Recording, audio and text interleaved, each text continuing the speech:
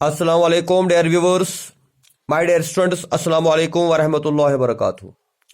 जैसा आप जानते हैं, जो BG third semester Kashmir university का जो एग्जामिनेशन है वो ईद के बाद शुरू होगा, क्योंकि ऑलरेडी उसके बारे में जो डेट शीट अपलोड हुआ था उसको फिलहाल पोस्टपोन किया गया है, लेकिन एक्सपेक्टेड है कि ईद के बाद ही नया डेट शीट आएगा।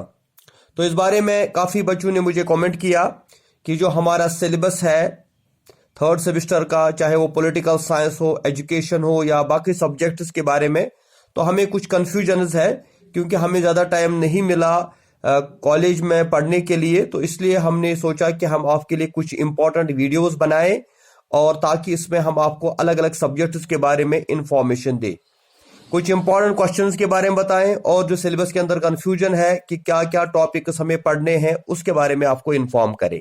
तो आज हमने पॉलिटिकल साइंस को चूज किया है। ये पॉलिटिकल साइंस जो है चॉइस बेस्ड क्रेडिट सिस्टम है सेमेस्टर थर्ड के लिए, जो बैच 2020 है, और सब्जेक्ट का नाम है कंपैरेटिव पॉलिटिक्स एंड गवर्नमेंट। तो कश्मीर यूनिवर्सिटी के अंदर जितने भी एफिलिएटेड लॉ कॉलेजेस है और जितने भी बच्चे इस वक्त बीजी थर्ड सेमेस्टर 2020 का जो बैच है उसकी प्रिपरेशन कर रहे हैं, तो उसके लिए मैं उनको बता दूं कि अगर आपके पास कोई बुक नहीं है तो ये बुक मैं आपको रिकमेंड करता हूं, comparative politics by Rakib Ahmed Zia. तो ये पॉलिटिकल साइंस के लिए आपको एक इम्पॉर्टेंट बुक होगी। इसके अलावा अगर और कोई स्टडी मटेरियल आपके पास है तो उसको भी आप कंसल्ट कर सकते हैं, क्योंकि आज हम आपको बताएंगे कि इसका सिलेबस जो है, नया सिलेबस जो इसका है उसके बारे में बताएंगे, और जो उसके अंदर क्वेश्चंस है उनको डिटेल में आपको समझाएंगे और साथ ही कुछ इंपॉर्टेंट ट्रिक्स भी देंगे। तो चलिए दोस्तों आगे बढ़ते हैं। ये जो बीजी थर्ड सेमेस्टर का पॉलिटिकल साइंस है, तो ये है हमारा सिलेबस बीजी थर्ड सेमेस्टर का, जिसमें पहला यूनिट जो है that is comparative politics nature and approach. तो टोटल इसमें जो है 4 यूनिट्स है, और 4 यूनिट्स के लिए इन्होंने 60 मार्क्स रखे हैं, क्योंकि जो 40 मार्क्स है 30 मार्क्स जो है that is for assignment, presentation and viva, जो कंसर्न कॉलेज में आपका होगा या आपने दिया होगा। लेकिन 60 मार्क्स का जो है थ्योरी का पेपर जो आएगा वो आएगा इन 4 यूनिट्स में। तो इसमें यूनिट फर्स्ट जो है दैट इज, पहला क्वेश्चन इसका है comparative politics nature, significance and development. तो ये बहुत ही इंपॉर्टेंट क्वेश्चन है। पिछले जितने भी हमने प्रीवियस पेपर्स देखे हैं तो उसमें ये क्वेश्चन पहले आया है। तो क्वेश्चन कैसे आएगा, व्हाट इज कंपैरेटिव पॉलिटिक्स, पहले आपको एक्सप्लेन करना है कंपैरेटिव पॉलिटिक्स क्या होता है। Then what is the nature of comparative politics and what is the significance और स्कोप ऑफ कंपैरेटिव पॉलिटिक्स। तो ये पहला क्वेश्चन ऑफ इंपॉर्टेंट है, इसको आप अंडरस्टैंड कर लें, इसको आप तैयारी कर लें, याद रखिए ये क्वेश्चन डेफिनेटली एग्जाम में आएगा। लेकिन इसमें आपको ये याद रखना है कि जो वर्ड्स की स्ट्रेंथ होती है, ना ज्यादा छोटा होना चाहिए ना ज्यादा बड़ा होना चाहिए। जो पेपर में दिया गया है पैटर्न, उसमें लिखा गया है कितने वर्ड्स, वो बाद में हम आपके साथ शेयर करेंगे। तो अगर ये लॉन्ग क्वेश्चन आया तो लॉन्ग क्वेश्चन में आपको comparative politics nature and significance आएगा, और अगर ये शॉर्ट में आया तो आ सकता है what is the nature of comparative politics और what is the significance of comparative politics. और अगर ये वेरी शॉर्ट क्वेश्चन आया तो वहां पे होगा what is comparative politics, define the term comparative politics. तो कंपैरेटिव पॉलिटिक्स के बारे में थोड़ा मैं आपको इंट्रोडक्शन दूं। बेसिकली ये कंपैरेटिव पॉलिटिक्स जो है ये बेसिकली एक मेथड था जो एरिस्टोटल ने यूज किया था जब उसने 158 कॉन्स्टिट्यूशंस को स्टडी किया था।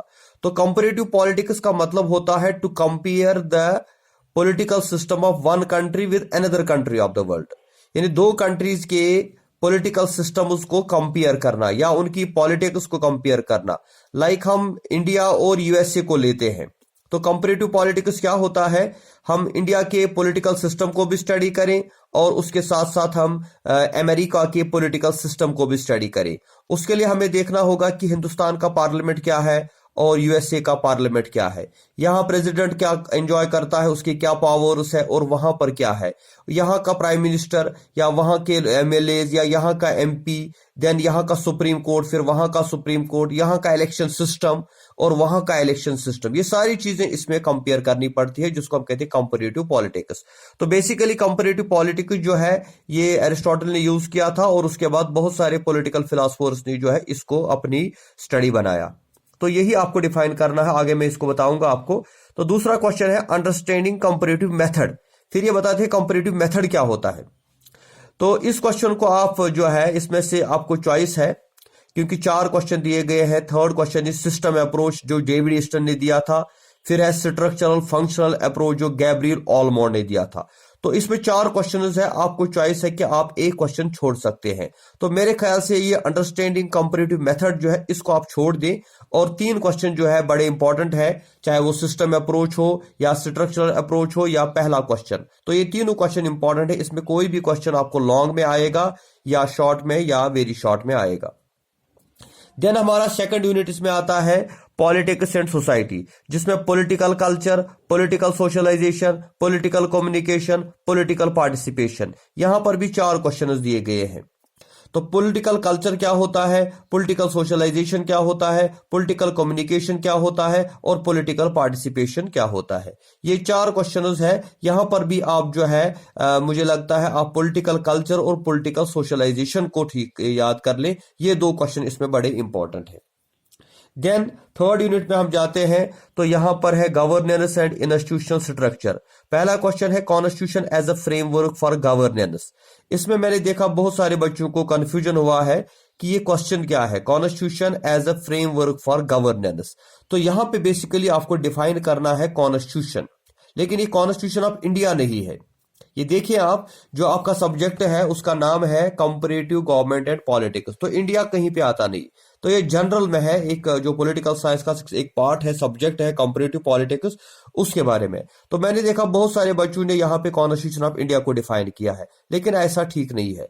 सही में क्या है, constitution as a framework for governance, यानी you have to define what is constitution, constitution क्या होती है, कॉन्स्टिट्यूशन का काम क्या होता है, कॉन्स्टिट्यूशन क्यों बनाई जाती है। अगर आपने 11th में पॉलिटिकल साइंस पढ़ा होगा तो वहां पर ये क्वेश्चन अच्छी तरह से एक्सप्लेन किया गया है, what is constitution, why we need constitution, what is the importance of constitution. तो यहां पे आपको डिफाइन ये करना है।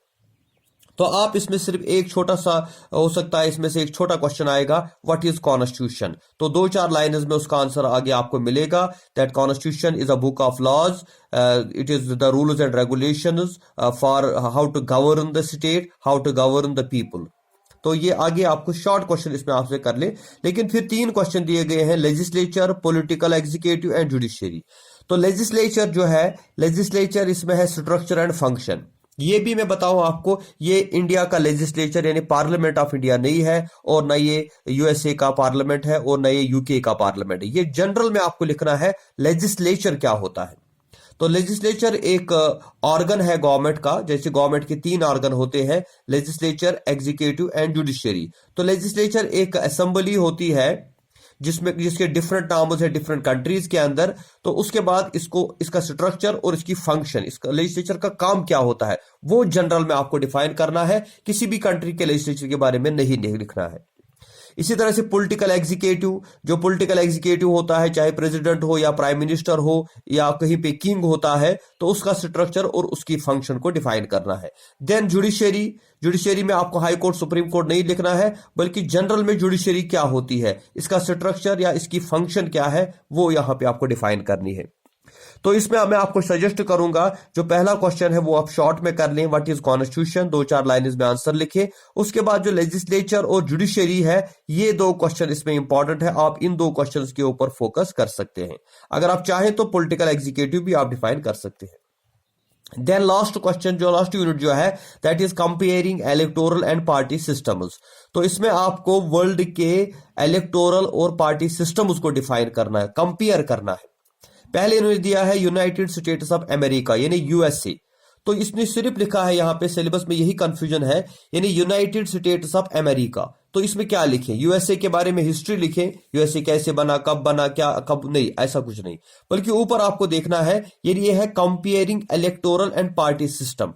तो आपको यूएसए का इलेक्टोरल सिस्टम लिखना है और यूएसए का जो है पार्टी सिस्टम लिखना है। दैट मीन्स अमेरिका के अंदर कैसे इलेक्शंस होते हैं, और अमेरिका में जो पार्टी सिस्टम है, जो टू पार्टी सिस्टम होता है, तो वो टू पार्टी सिस्टम आपको डिफाइन करना है और कौन कौन सी दो पार्टीज है उनके बारे में लिखना है। इसी तरह United kingdom of great Britain जो है उसका इलेक्टोरल सिस्टम और पार्टी सिस्टम, और जो नॉर्थ आयरलैंड है यूके का एक हिस्सा है, तो वहां पर भी जो इलेक्टोरल सिस्टम और पार्टी सिस्टम है वो भी आप यहां पे ला सकते हैं। देन इंडिया, सिंपली लिखा है इंडिया, लेकिन इंडिया में क्या है? इंडिया में बहुत कुछ है, लेकिन हमें यहां पे सिर्फ इंडिया का इलेक्टोरल सिस्टम और पार्टी सिस्टम डिफाइन करना है, न कि हम इंडिया का लेजिस्लेचर, एग्जीक्यूटिव, जुडिशियरी, वो चीजें हमें नहीं करनी है डिफाइन, बल्कि हमें सिर्फ इंडिया का इलेक्टोरल सिस्टम, कैसे इंडिया में इलेक्शंस होते हैं, election commission of India conduct करता है इलेक्शन, 18 ईयर एज होनी चाहिए, फिर 25 होनी चाहिए एमएलए के लिए, लोकसभा राज्यसभा के लिए 30, ऐसे ही फिर इलेक्शन होता है तो उसमें सीक्रेट बैलेट होता है, टेरिटोरियल सिस्टम होता है। तो उसके बाद हम इंडिया का पार्टी सिस्टम भी यहाँ पे डिफाइन कर सकते हैं। इंडिया के अंदर जो है मल्टी पार्टी सिस्टम है और यहाँ पे कोalition गवर्नमेंट बनती है। पास्ट में कांग्रेस रूलिंग पार्टी थी, आज बीजेपी रूलिंग पार्टी है। तो एक दो पार्टीज के बारे में थोड़ा अगर हम जान ले तो वो भी ठीक रहेगा। Then People's Republic of China, फिर चाइना के का इलेक्टोरल सिस्टम और वहां का पार्टी सिस्टम, ये भी हमें इसी तरह डिफाइन करना है। यानी इस यूनिट में हमें 4 कंट्रीज के ऊपर, यानी यूएसए, यूके, इंडिया और चाइना का इलेक्टोरल सिस्टम और पार्टी सिस्टम जो है उसको कंपेयर करना है, उसको समझना है। तो इसमें आप यूएसए और यूके, आयरलैंड को आप छोड़ दें, यूएसए, यूके, इंडिया और चाइना, वहां कौन सा पार्टी सिस्टम है और वहां इलेक्टोरल सिस्टम क्या चलता है, ये चीज आप यहां पे डिफाइन कर सकते हैं। तो ये हो गया आपका सिलेबस। अब हम आगे बढ़ते हैं। जैसे यूनिट फर्स्ट में यहां पे हमने दिया है, शॉर्ट क्वेश्चन दिया है, व्हाट इज कंपैरेटिव पॉलिटिक्स। फिर हमने इसमें एक, जैसे मैं बताऊंगा, ये जो लॉन्ग आंसर टाइप क्वेश्चन है उसमें what is comparative politics and briefly analyse it is evolution as a sub discipline, या आ सकता है discuss the meaning, nature and scope of comparative politics. तो पहले आप डिफाइन करेंगे व्हाट इज कंपैरेटिव पॉलिटिक्स, उसके बाद nature and significance, then scope of comparative politics जो सिग्निफिकेंस में भी आता है। इसमें all political structures, functional studies, study of political behaviour, study of similarities, dissimilarities, बस इतना ही आपको इसमें करना है। कंपैरेटिव मेथड मैंने कहा छोड़ दे आप। तो इसके बाद आप जो है यहाँ पे डेविड ईस्टन की थ्योरी आती है। डेविड ईस्टन जो है एक मॉडर्न पॉलिटिकल साइंटिस्ट है और उसने सिस्टम थ्योरी दी है। तो डेविड ईस्टन का जो सिस्टम थ्योरी है इसको आप डिफाइन कर लें। तो इसमें इनपुट आउटपुट थ्योरी उसने दी है, इतना आप इसमें एक्सप्लेन कर ले। फिर गैब्रियल ऑलमोंड का स्ट्रक्चरल फंक्शनल अप्रोच है, तो इसमें आप जो है इसके इनपुट आउटपुट फंक्शन को, बस इतना आपको फर्स्ट यूनिट में पढ़ना है। तो ज्यादा मुश्किल नहीं है, आपको कोई डिफिकल्टी नहीं होगी। जैसे यहाँ पे मैंने जिसमें जो है पॉलिटिकल कल्चर की हम बात करें, देखिए पॉलिटिकल कल्चर में आपको क्या आ सकता है, meaning and types of political culture, बस इसके अलावा आप ज्यादा ना पढ़े। मीनिंग जो है ये आप एक पेज में लिख सकते हैं, कुछ डेफिनेशन लिख सकते हैं। फिर उसके बाद आप जो है different types of political cultures, ये इसमें इंपॉर्टेंट है। या जब आप क्वेश्चन आप लिखेंगे तो इसमें आपको parochial political culture, subject political culture, participant political culture, political sub culture, बस इतना ही आपको इसमें एक्सप्लेन करना है। इसके बाद अगर हम पॉलिटिकल सोशलाइजेशन की बात करें, ये बहुत ही अच्छा क्वेश्चन है, इंपॉर्टेंट क्वेश्चन है, वो इजी क्वेश्चन है। इसमें आप एक पेज में, आधे पेज में थोड़ा डिफाइन करें व्हाट इज पॉलिटिकल सोशलाइजेशन। फिर आप इसमें लिखेंगे directly agencies of political socialisation, जो अक्सर पूछा जाता है, जिसमें family, educational institutions, peer groups, mass media, elections, political parties, religion, ये चीजें आएगी। पॉलिटिकल कम्युनिकेशन भी अगर आप लिख सकते हैं तो ये भी बहुत इजी है। पॉलिटिकल कम्युनिकेशन जैसे आजकल हम सोशल मीडिया की बात करते हैं, इंटरनेट की बात करते हैं, कंप्यूटर की बात करते हैं, जो मीडिया है इसकी वजह से पॉलिटिक्स पे कौन सा असर पड़ा है। उसके बाद आएगा पॉलिटिकल पार्टिसिपेशन। तो पॉलिटिकल पार्टिसिपेशन को भी आप पहले एक पेज में डिफाइन करें, then types of political participation.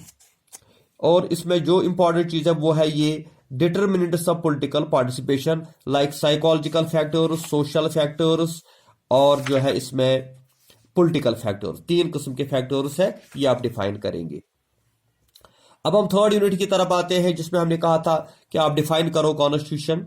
देखिए यहां पे हमने बताया है what is constitution, define the term legislature, define the term executive, what is executive या पॉलिटिकल एग्जीक्यूटिव क्या होता है।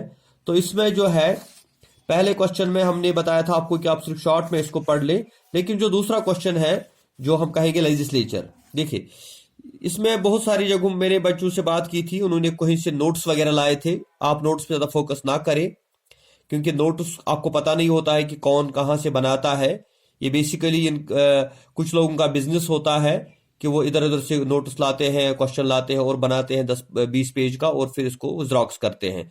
उसकी कोई गारंटी नहीं होती। आप जो भी आप है कोई बुक आप लें, चाहे आप हमारी बुक पढ़े चाहे किसी और की बुक, जो भी ऑथेंटिक बुक है उसको लें और वहां पे देखें कि कैसे इसको डिफाइन किया गया है। तो यहां पे मैंने आपको कहा था कि लेजिस्लेचर, इसमें पार्लियामेंट वगैरह नहीं आता, पहले आपको डिफाइन करना है कि लेजिस्लेचर क्या होता है। फिर आप इसके फंक्शंस, जैसे मैंने कहा functions of legislature, like legislative और law making function, deliberative functions, custodian of national finance, control over executive, electoral functions, judicial functions या constituent functions। उसके बाद है टाइप्स ऑफ लेजिस्लेचर। इसमें आप बाइकेमरल और यूनिकेमरल का एग्जांपल दे सकते हैं। यानी इन सम कंट्रीज और in some states we have 2 houses in Lok Sabha legislature and in some countries we have 1 house. तो इसको भी आप डिफाइन कर सकते हैं, बाकी इसको डिटेल में नहीं लिखना है। देन इसी तरह से एग्जीक्यूटिव की बात आती है, तो एग्जीक्यूटिव जो है उसके बारे में बताएं आपको कि पहले आपको डिफाइन करना है एग्जीक्यूटिव क्या होता है, फिर उसके बाद आपको फंक्शंस ऑफ एग्जीक्यूटिव लिखनी है। लाइक एनफोर्समेंट ऑफ लॉज एक फंक्शन इसका है, अपॉइंटमेंट मेकिंग फंक्शन है, ट्रीटी मेकिंग फंक्शन है, defence war and peace function है, फॉरेन पॉलिसी मेकिंग है, law making under the system of delegated legislation है, फाइनेंशियल फंक्शन है या सम जुडिशियल फंक्शंस है। इसमें आप थोड़ा डिफाइन कर सकते हैं पॉलिटिकल एग्जीक्यूटिव यानी मिनिस्टर्स जो होते हैं, और नॉन पॉलिटिकल और परमानेंट सिविल सर्वेंट्स जो ब्यूरोक्रेसी है, इनको भी आप डिफरेंशिएट कर सकते हैं। फिर उसके बाद हम जुडिशरी की बात करेंगे। तो जुडिशरी में जो फंक्शन है to give justice to people, interpretation and application of laws, rule in law making, equity legislation, protection of rights और guardian of constitution, power to get it decision. बस इतना ही आपको डिफाइन करना है। और इसके साथ ये थर्ड यूनिट भी, लास्ट यूनिट जो है that is comparative electoral party. इसमें यूनाइटेड स्टेट्स ऑफ अमेरिका की पहले बात आती है। तो यूएसए जो है, यूएसए में पहले आपको लिखना है कि जो इलेक्शन का सिस्टम क्या है, what are the various steps involved in electoral process in USA. इसमें पहले हमने लिखा है selecting of candidates, qualification necessary to run for office, nomination procedure, qualification for voting, registration of voters, voting procedure. तो ये सारी चीजें एक एक करके बताई है। सीक्रेट बैलेट जो इंडिया में भी होता है। तो उसके बाद हमने कहा features of US party system. तो यूएस पार्टी सिस्टम जो है, इसमें 2 पार्टी सिस्टम हमने डेमोक्रेटिक पार्टी को डिफाइन किया है, उसकी थोड़ी आइडियोलॉजी, और फिर रिपब्लिकन पार्टी उसकी आइडियोलॉजी। फिर इसी तरह से यूके की हम बात करेंगे। तो यूके का जो है, इसमें हमने पार्टी सिस्टम को डिफाइन किया है, जैसे कंजर्वेटिव पार्टी और लेबर पार्टी बस। और छोटी पार्टियां हैं लिबरल डेमोक्रेटिक पार्टी या डीयूपी है। तो इलेक्टोरल सिस्टम इन यूके भी हमने थोड़ा डिफाइन किया है, इसको भी आप ले सकते हैं। बस आयरलैंड को छोड़ दें आप। फिर उसके बाद इंडिया की अगर हम बात करें इलेक्टोरल सिस्टम इन इंडिया, तो इंडिया में क्या होता है इलेक्टोरल सिस्टम, उसमें nomination of candidates, voting system, educational qualifications क्या होती है, और इलेक्शन कौन कंडक्ट करता है। फिर उसके बाद पार्टी सिस्टम। तो पार्टी सिस्टम में हमने डिफाइन किया है कि यहाँ इंडिया में मल्टी पार्टी सिस्टम है। थोड़ा अगर बीजेपी के बारे में आप लिखें या कांग्रेस के बारे में। फिर चाइना की अगर हम बात करें, तो चाइना के बारे में हमने लिखा पीपल्स रिपब्लिक ऑफ चाइना, यहाँ का भी हमें पार्टी सिस्टम, इसमें कम्युनिस्ट पार्टी ऑफ चाइना जो है, इसके ऊपर ये बहुत इंपॉर्टेंट क्वेश्चन है। पहले तो उसकी ऑर्गेनाइजेशन की हम बात करेंगे और उसके बाद उसकी इंपॉर्टेंट फंक्शंस की बात करेंगे। बस इतना ही, एक ज्यादा मसला नहीं है, बहुत इजी पेपर आएगा इंशाल्लाह। तो इंशाल्लाह मैं आपके साथ पेपर भी शेयर करूंगा। एक मॉडल पेपर हमारे पास है जो हम आप जो इसके अंदर, जो इस वीडियो के डिस्क्रिप्शन में एक लिंक आएगी, और वो ये टेलीग्राम की लिंक होगी, इसमें आपको हम एक मॉडल पेपर आपके साथ शेयर करेंगे और साथ ही जो है हम जो है इसमें है अगर पॉसिबल हुआ तो हम कुछ स्टडी मटेरियल भी आपको सेंड करेंगे ताकि आप उससे पढ़ें और तैयारी करें एग्जाम्स की।